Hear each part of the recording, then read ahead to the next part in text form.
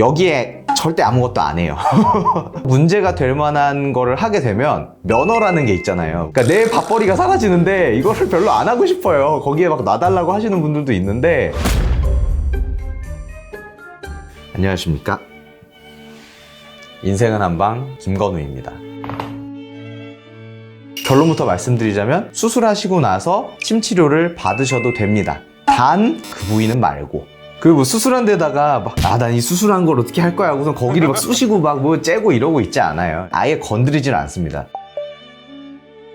일단 감염과 염증을 구분하고 시작을 해야 되는데, 우리 피부는 굉장히 강력한 방어막이에요. 피부 각질층도 있고 뭐 피부의 수분 이런 것들이 잘 존재를 하면서 웬만한 병원균들은 여기를 뚫지 못해요. 그래서 피부병이 생기는 순서도 보통은 상처가 나고 나서 생긴다거나 바이러스 감염, 표층에 변화가 일어나고 나면 생살이 드러나게 되는데, 이때 뭐 세균 감염이 나타난다든지 곰팡이 감염이 생긴다든지 더 악영향을 미칠 수 있는 순서대로 감염이 되게 됩니다. 근데 수술을 하게 되면 관절경으로 최소 침습으로 했다고 하더라도 1차적인 피부 장벽이 무너진 상황이에요. 깨끗하게 소독을 하고 드레싱을 한 상태로 잘 밀봉을 하더라도 이미 그 수술을 한 상태에서 약간의 감염이 있어서 진물이 계속 나오는 경우들도 있어요. 진물이 났다는 거는 세균 감염이 있어야 나타나는 현상이니까 이래서 맞지 말라고 일단 하는 겁니다. 여기에 절대 아무것도 안 해요.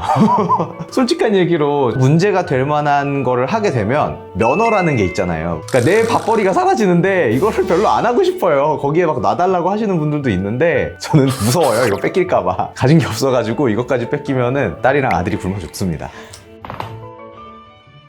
무릎 관절 수술을 하게 되면 무릎을 이렇게 망가뜨리게 된 원인이 무릎에만 있는 게 아닙니다. 발목이 문제가 있을 수도 있고 고관절이 문제가 있을 수도 있고 허리가 문제가 있을 수도 있고, 그러면 그걸 먼저 해결을 해주려는 노력을 무릎을 안 쓰고 있을 때 해주면 훨씬 효과적이에요. 그리고 반대쪽이 과부하가 걸리면서 망가지게 되는 경우들이 있어요. 그러면 이거를 치료를 해주는 거죠. 어깨 수술하시고 나서 저는 생활이 안 돼요 라고 입원을 하신 분들은 진짜 8주 동안은 그 수술한 어깨 근처에도 가지도 않습니다. 반대쪽 어깨 치료를 하고 있는다든지, 어쨌든 이런 불균형한 상태가 몸을 계속 망가뜨릴 거란 말이에요. 수술은 잘 되었겠지만 그런 걸 먼저 치료를 하고 있는 거죠.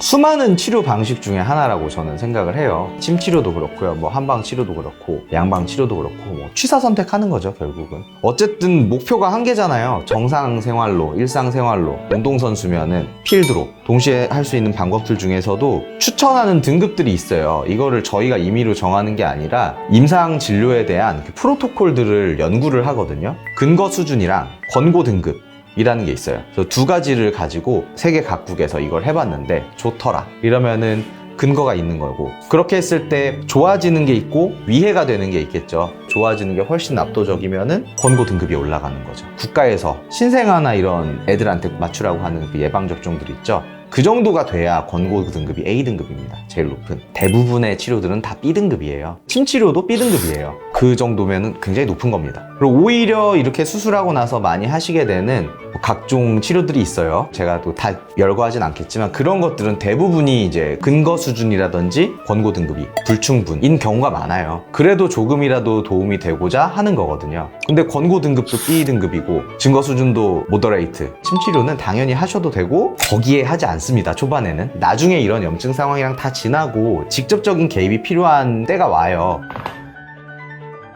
결론을 말씀드리자면 수술 후에 침치료 하셔도 됩니다. 그리고 수술 후에 침치료를 받으시는 편이 수술까지 하게 된 원인을 제거해 줄 수 있는 치료인 경우가 많아요. 크게 아픈 거를 보다 보면은 다른 거는 놓치게 되거든요. 무릎이 지금까지 제일 아팠으니까 무릎을 수술까지 받게 된 건데, 무릎을 아프게 된 원인까지 살피니까 어찌됐든 재활치료의 한 가지 무기로서 생각을 해주시면 좋을 것 같습니다. 수술한 사이트에 직접 뭔가 개입을 하는 거는 개입을 하지 말아야 될 시기까지 개입하지 않습니다. 지금까지 인생은 한방.